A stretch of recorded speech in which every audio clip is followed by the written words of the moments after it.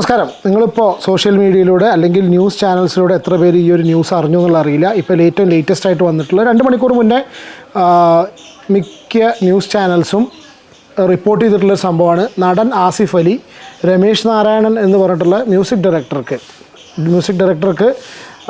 ഒരു ഉപഹാരം കൊടുക്കുന്ന ഒരു ചടങ്ങിൽ വെച്ച്, അതായത് MT വാസുദേവൻ നായർ സംവിധാനം ചെയ്തിട്ടുള്ള 9 ചെറുകഥകളോ അങ്ങനെ ഏതൊരു മൂവിയുടെ എന്തോ ഒരു ചടങ്ങാണ് കേട്ടോ. ആ ചടങ്ങിനിടയിൽ രമേശ് നാരായണനെ ആദരിക്കാൻ വേണ്ടിയിട്ട് വിളിക്കുന്നു, ആങ്കേഴ്സ് അതിൻ്റെ സംഘാടകർ വിളിക്കുന്നു. ആദരിക്കാൻ വേണ്ടിയിട്ട് ഈ ഒരു ഉപഹാരം കൊടുക്കാൻ അവർ ക്ഷണിക്കുന്നത് ആക്ടർ ആസിഫ് അലിനെയാണ്. ആസിഫ് അലി എനിക്ക് ഭയങ്കര ഇഷ്ടമാണ് കേട്ടോ. ഫസ്റ്റ് ഓഫ് ഓൾ ആൾ ഭയങ്കര ഹമ്പിളാണ് സംസാരത്തിൽ, എല്ലാ കാര്യങ്ങളിലും. കലാകാരന്മാർ എല്ലാവരും കലാകാരന്മാർ അല്ലേ.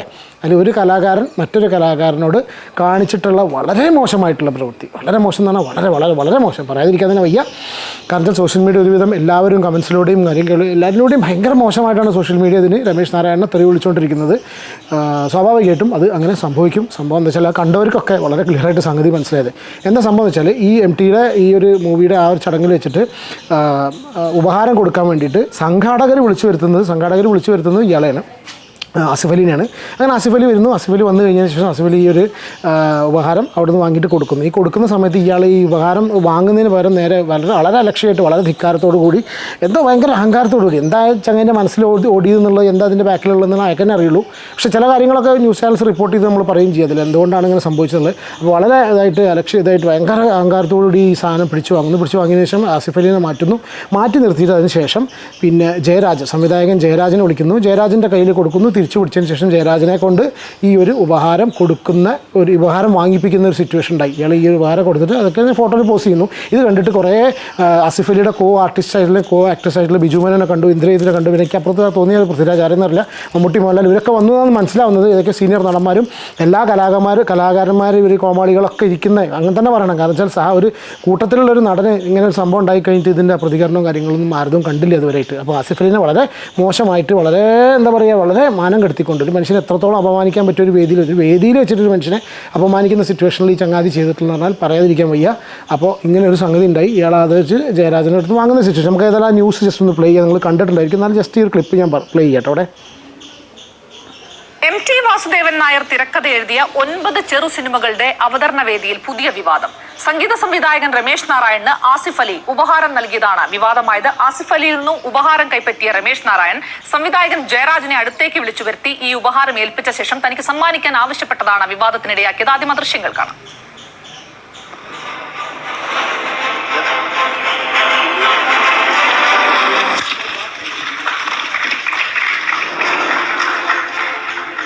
ജോഷി കുര്യനുണ്ട് വിവരങ്ങളുമായി. ജോഷി, ഇന്നലെ കൊച്ചിയിലാണ് ഈ ചടങ്ങ് നടന്നത്. ആസിഫ് അലിയിൽ നിന്ന് പുരസ്കാരം സ്വീകരിക്കുന്നതിൽ എന്താണ് പ്രശ്നമുള്ളത്? ഈ വിഷയത്തിൽ ഇരുവരുടെയും പ്രതികരണങ്ങൾ അറിയാൻ കഴിഞ്ഞിട്ടുണ്ടോ? എന്താണ് സംഭവിച്ചതെന്നാണ് മനസ്സിലാവുന്നത്? ഇന്നലെ രാത്രിയായിരുന്നു ഈ മനോരഥങ്ങൾ എന്ന് പേരിട്ട 9 ചെറു സിനിമകളുടെ അവതരണം കൊച്ചിയിൽ നടന്നത്. ഈ വേദിയിൽ വെച്ചാണ് ഈ ആസിഫ് അലിയിൽ നിന്ന് ഈ രമേശ് നാരായണന് ഉപഹാരം സമ്മാനിക്കാൻ നിർദ്ദേശമുണ്ടായത്. ആസിഫ് അലി അത് ആളുകൾ ഇരിക്കുന്ന, അതായത് പ്രധാനപ്പെട്ട ആളുകളൊക്കെ തന്നെ ഇരിക്കുന്ന ഈ സ്റ്റേജിലല്ല, സ്റ്റേജിന് പുറത്തു വെച്ചാണ് രമേശ് നാരായണന് ഇത് സമ്മാനിക്കുന്നത്. പക്ഷേ ഇത് കൈപ്പറ്റുന്ന ഘട്ടത്തിൽ തന്നെ അദ്ദേഹത്തിന്റെ അതൃപ്തി മുഖത്ത് പ്രകടമാണ്. തൊട്ടു പിന്നാലെ തന്നെ അദ്ദേഹം സംവിധായകൻ ജയരാജനെ അവിടേക്ക് വിളിച്ചു വരുത്തുകയും ജയരാജനോട് എൻ്റെ കയ്യിലേക്ക് ഇത് ഉപഹാരം കൊടുക്കുകയും തനിക്ക് നൽകാൻ വീണ്ടും ആവശ്യപ്പെടുകയുമായിരുന്നു. എന്തായാലും ഈ രമേശ് നാരായണനുമായി ബന്ധപ്പെട്ട ചില ആളുകളോട് ഇതിന് ശേഷം വിളിച്ചു വരുത്തിയിട്ടുള്ള അത് കൊടുത്ത ആ ജയരാജാണ്. അപ്പോൾ ഈ ജയരാജനെയും പറയുന്നത് സീരിയസ്ലി നമുക്കും അങ്ങനെ തോന്നിപ്പോകും. കാരണം വെച്ചാൽ രണ്ടാമത് ജയരാജനെ വിളിക്കുന്ന സമയത്ത് അയാൾ ഭയങ്കരമായിട്ട് സന്തോഷമായിട്ട് കൊടുക്കുമ്പോൾ ഇവരൊക്കെ ആർട്ടിസ്റ്റ് അല്ലേ. ഇവരൊക്കെ കലാകാരന്മാർ. ഇപ്പോൾ ഇയാൾ രമേശ് നാരായണൻ ഒരു പാട്ട് ഡയറക്റ്റ് ചെയ്യുന്ന വ്യക്തിയാണെങ്കിൽ അതുപോലെ ഒരു കലാകാരൻ തന്നെയാണ് ആസിഫ് അലി അല്ലേ.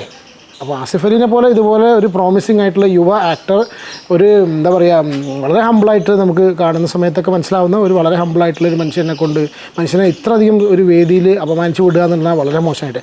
അതിനുശേഷം ഞാൻ ആസിഫ് അലി പുറത്തേക്ക് ഇറങ്ങിയിട്ടുള്ള ഒന്ന് രണ്ട് ക്ലിപ്പുകളും ഇവിടെ ഇതിൽ കണ്ടു. കാരണം വെച്ചാൽ അത് ഞാൻ നോക്കി ആസിഫ് അലി എന്തെങ്കിലും റെസ്പോണ്ട് ചെയ്തിട്ടുണ്ടോ എന്നുള്ളത്. പക്ഷേ ആസിഫ് അലി അതിൽ പറഞ്ഞതാണ്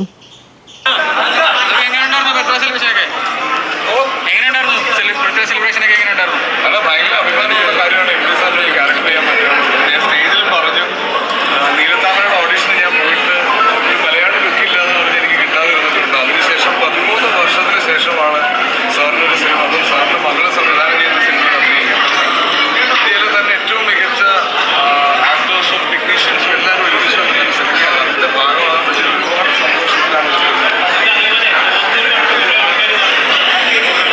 ഓക്കെ, ഇതാണ് ഈ ഒരു ന്യൂസ് കേട്ടോ.